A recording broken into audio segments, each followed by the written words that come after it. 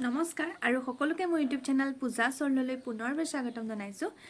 আপোনালোকে বহুত বেছি ৰিকুৱেষ্ট কৰি থকা এটা ভিডিঅ' লৈ পেলাই মানে মই এনেও বনামেই বুলি ভাবিছিলোঁ, খালি বহুতে যিহেতু কৈ আছে সেইটো কাৰণে বোলো ভিডিঅ'টো বনাই দিওঁ।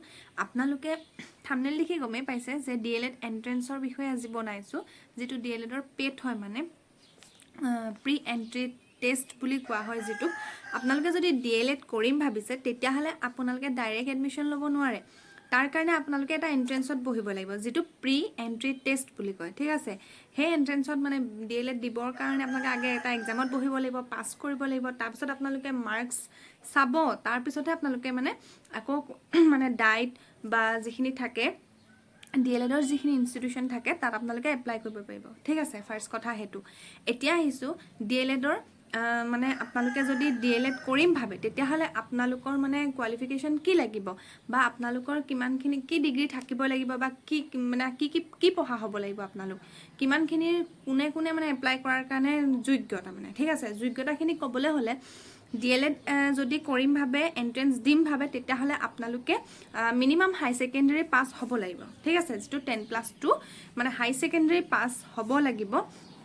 আৰু এটা ধৰি দিছে যে আপোনালোকে কিছুমানে সোধে যে বা মই গ্ৰেজুৱেশ্যন কৰি আছোঁ বা মই পষ্ট গ্ৰেজুৱেশ্যন কৰি কমপ্লিট কৰিলোঁ, মই DLED কৰিব পাৰিম নে? অভিয়াছলি পাৰিব। আপোনালোকে মিনিমামহে সেইটো মানে হাই ছেকেণ্ডেৰী পাছ হ'লেই আপোনালোকে ডিগ্ৰী কৰিছে, পষ্ট গ্ৰেজুৱেশ্যন লৈছে, একো প্ৰব্লেম নাই, আপোনালোকে কৰিব পাৰে DLEDটো। ঠিক আছে, তাৰপিছতে আৰু এটা তাত কণ্ডিশ্যন আছে যে আপোনালোকে যদি হায়াৰ ছেকেণ্ডেৰীত আপোনালোকৰ মাৰ্কছটো কিন্তু 50% থাকিব লাগিব।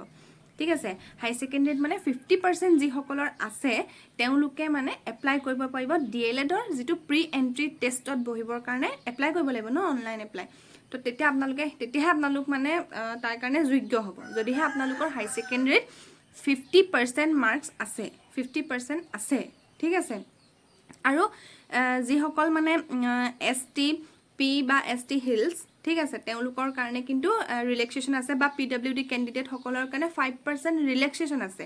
ডেট মিনছ তেওঁলোকৰ 45%ও যদি আছে হায়াৰ ছেকেণ্ডেৰীত, তেতিয়াহ'লে তেওঁলোকো মানে এপ্লাই কৰিবৰ কাৰণে তেওঁলোকেও মানে যোগ্য আৰু। ঠিক আছে, তেওঁলোকে মানে এপ্লাই কৰিবৰ কাৰণে উপযুক্ত বা এপ্লাই কৰিব পাৰিব।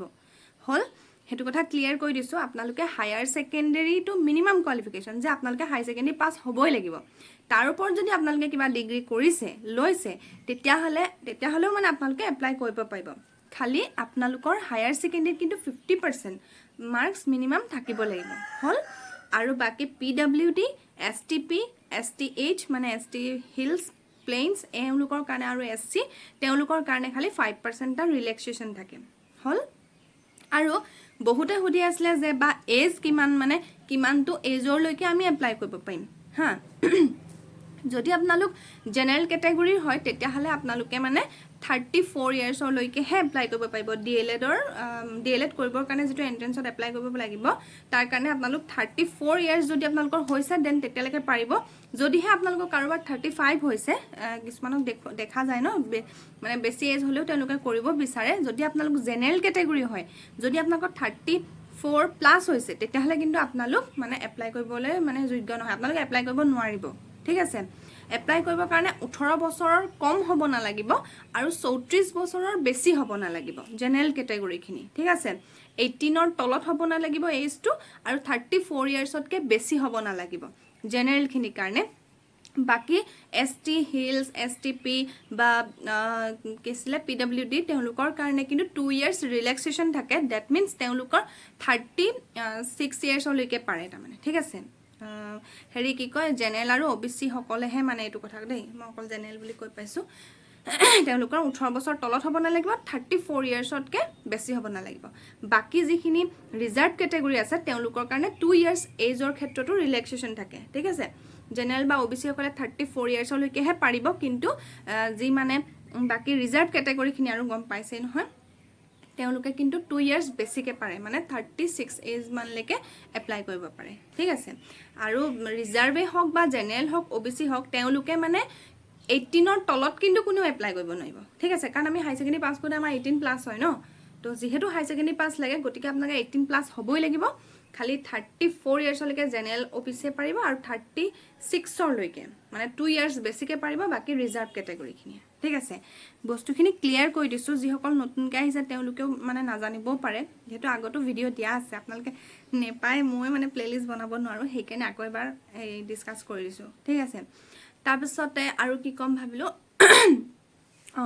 আপোনালোকৰ যেটো প্ৰি এন্ট্ৰি টেষ্ট হয় তাত আপোনালোকৰ 100 মাৰ্কস থাকিব তাৰপিছতে টাইমটো 2 আৱাৰ্স দিয়ে 2 ঘণ্টা সময় দিব 100 নম্বৰৰ পেপাৰখন থাকিব আৰু আপোনালোকৰ 2 ঘণ্টা মানে বুজি পাইছে 120 মিনিট থাকিব তাৰপিছতে কোৱেশ্চন প্যাটাৰ্নটো আপোনালোকৰ এমসিকিউ টাইপ হ'ব মানে এটা কোৱেশ্চন দিব চাৰিটা অপচন দিব আপোনালোকে তাত টিক দিব লাগিব গুল গুল দিব লাগিব মানে ওএমআৰ থাকিব তো 100টা কোৱেশ্চন 100 নম্বৰ হল সময়টো হল 2 ঘণ্টা আৰু একদম বেয়া কথা মানে এটো যে আপোনালোকৰ নেগেটিভ মাৰ্কিং থাকে ঠিক আছে নেগেটিভ মাৰ্কিং থাকে যদি আপোনালোকৰ এটা কোৱেশ্চন ভুল হয় তেতিয়াহলে আপোনালোকৰ 0.25 মাৰ্কস কাট খাব ঠিক আছে তাৰমানে যদি চাৰিটা ভুল প্ৰশ্ন মানে ভুলকে কৰে আপোনালোকে তেতিয়াহলে এটা শুদ্ধ উত্তৰ মান কাট খাই যায় আৰু এক নম্বৰ এটা কাট খাই যায় মানে কাৰণ 0.25 যদি চাৰিটা প্লাস কৰে 1 নহব জানো তো চাৰিটা ভুল হলে আপোনালোকৰ এক নম্বৰটা গ'ল মানে তেনেকে বুজি পালে এটা ভুল কোৱেশ্চনত 0.25 কে মাইনাস হৈ গৈ থাকিব হল তাৰ পিছতে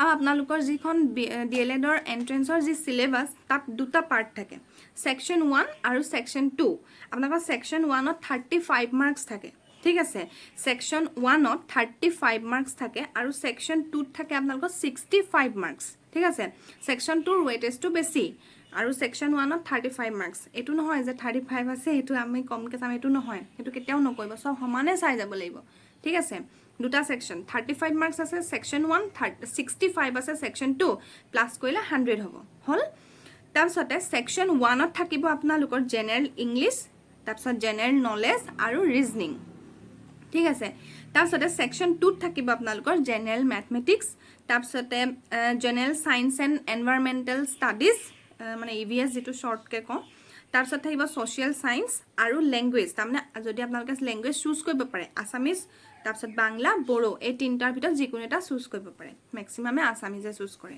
ঠিক আছে হেতু হ'ল সেকশন 2 এতিয়া মই কৈছো সেকশন 1 ত যে 35 মাৰ্কস আছে মাৰ্কসটো কেনেকে মানে ডিভাইড হৈছে চাব জেনাৰেল ইংলিশত আপোনালোকৰ থাকিব 10 মাৰ্কস ঠিক আছে তাৰপিছত জেনাৰেল নলেজত থাকিব আপোনালোকৰ 15 মাৰ্কস 15 নম্বৰ আৰু ৰিজনিংত থাকিব আপোনালোকৰ 10 মাৰ্কস তো টোটাল 35 মাৰ্কস ঠিক আছে জেনাৰেল ইংলিশত 10 মাৰ্কস জেনাৰেল নলেজত 15 মাৰ্কস আৰু ৰিজনিংত 10 মাৰ্কস হল এটো 35 মাৰ্কস সেকশন 1 ৰ সেকশন 2 যে 65 মাৰ্ক তো কেনেকে ডিভাইড হৈছে চাওক জেনাৰেল ম্যাথছত আছে আপোনালোকৰ 15 মাৰ্কস 15 নম্বৰ আহিব তাৰপিছত জেনাৰেল সায়েন্স আৰু এনভায়ৰনমেন্টাল ষ্টাডিজত আহিব 15 মাৰ্কস 15 নম্বৰ তাৰপিছত আকৌ সোশিয়াল সায়েন্সত আহিব 20 নম্বৰ তাৰপিছত ল্যাঙ্গুৱেজ যেটো মানে আমি ম্যাক্সিমামে আসামিজে লয় যদি আপোনালোকে বাংলা লম ভাবে লব পাৰে বড়ো লম ভাবলেও লব পাৰে চুজ কৰিব পাৰে মানে তিনটা আছে ল্যাঙ্গুৱেজত আসামিজ বাংলা বড়ো যিকোনো এটা চুজ কৰিলে হল তাৰপৰা আহিব লগত 15 নম্বৰ ঠিক আছে এটোৱে হল 100 মাৰ্কসৰ যিখন সিলেবাস টপিকবোৰ আপোনালোকে সব পঢ়িব লাগিব ধুনিয়াকে পঢ়িব লাগিব ঠিক আছে আৰু প্ৰতিটো মানে টপিক হেৰিয়ে যেটো মানে এটা ম্যাথছত কি আহে সায়েন্স ইভিএছত কি আহে আগতো দিয়া আছে আপোনালোকে যদি প্লিজ এবাৰ খুচৰি যদি চাই পাব আৰু যদি নেপায় মই আকৌ এবাৰ বনাই দিম বাৰু সিলেবাসখন এবাৰ দিয়ে দিম কৈ পেলাই বুজাই দিম মানে ডিটেইলছত যাতে সুবিধা হয় আপোনালোকৰ তাৰপিছত আৰু এটা কথা কম ভাবিলো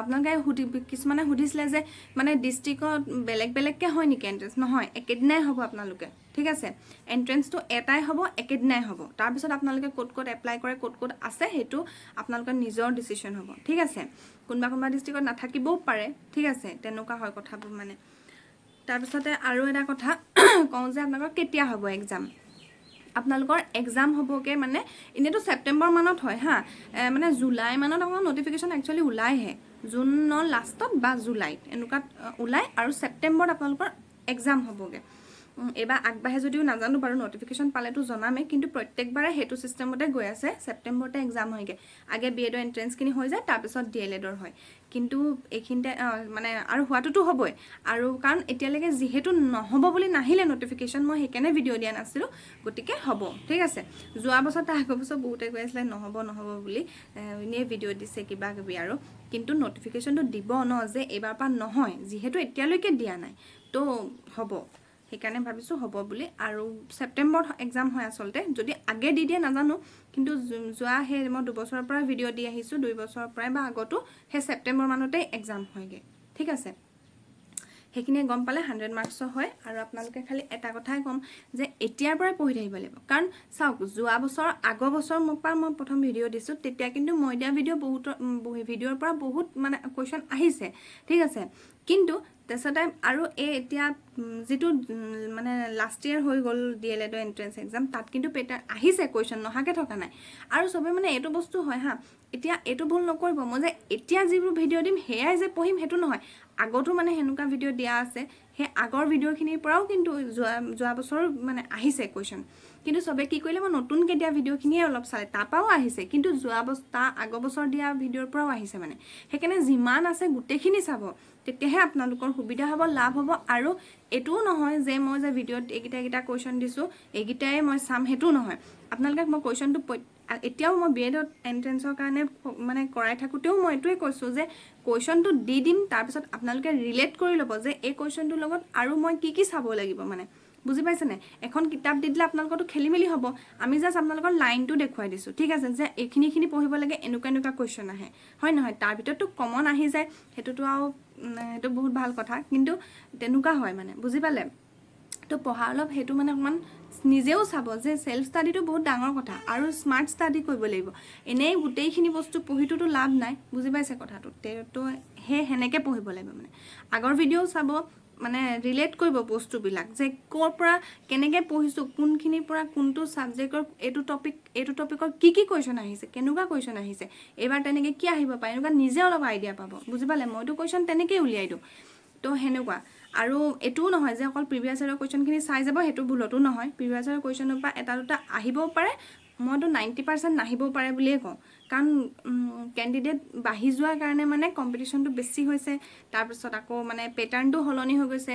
মেথছ যোৱা বছৰৰ আগৰ বছৰতকৈ মানে মেথছটো যোৱা বছৰ অকণমান ক্ৰিটিকেলকৈ আহিছে, চবেই মানে কৈছে সেইটো কথা। ঠিক আছে, এইটো অকল মানে সেইটো আৰু কেণ্ডিডেট বেছি হৈছে, পেপাৰ কটাৰ সেইটোও অকণমান সলনি হৈছে, তেনেকুৱা হয় মানে বস্তুবোৰ, বুজিলে? আৰু ময়ো ক্লাছ লাহেকৈ দিম বাৰু, আপোনালোকেও নিজেও পঢ়ি থাকক আৰু আগৰ ভিডিঅ'ও চাব। আৰু এইটোও নহয় যে অকল মোৰ ভিডিঅ' চাব, আৰু যিমান ভিডিঅ' আছে চব চাব, তেতিয়া আপোনালোকৰ সুবিধা হ'ব, লাভ হ'ব।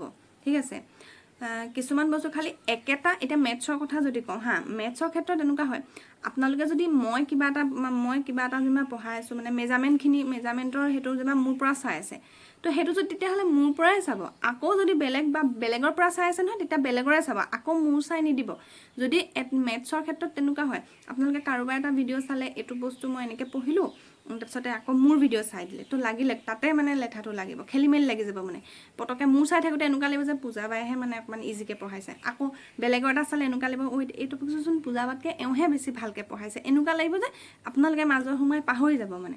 সেইকাৰণে এটা টপিক এজনৰ পৰাই চাব, যাক চাই, বুজি পালে? বাকীবোৰতো ভাল কথা, যিকে চবৰ পৰাই চাওক, কাৰণ চবেই নতুন দিব, সেনেকুৱা হয় ন। আৰু নিজৰ কিন্তু সেল্ফ ষ্টাডি মই বাৰে বাৰে কৈছোঁ, সেইটোহে বেছি ভাল। আৰু বুক পঢ়িব, আৰু মই কেতিয়াও DLEDৰ এখন বুক বা BED এণ্ট্ৰেন্সৰ কাৰণে হ'লেও মই বুক কেতিয়াও ছাজেষ্ট কৰিব নোৱাৰোঁ, কাৰণ মই নিজেই নাই পঢ়া, বুজি পাইছে? তো সেইটো কথা। বাকী পঢ়ি থাকক। আৰু মই PDF-টো মানে লিখি আছোঁ, এটা ৰেডি কৰিছোঁ।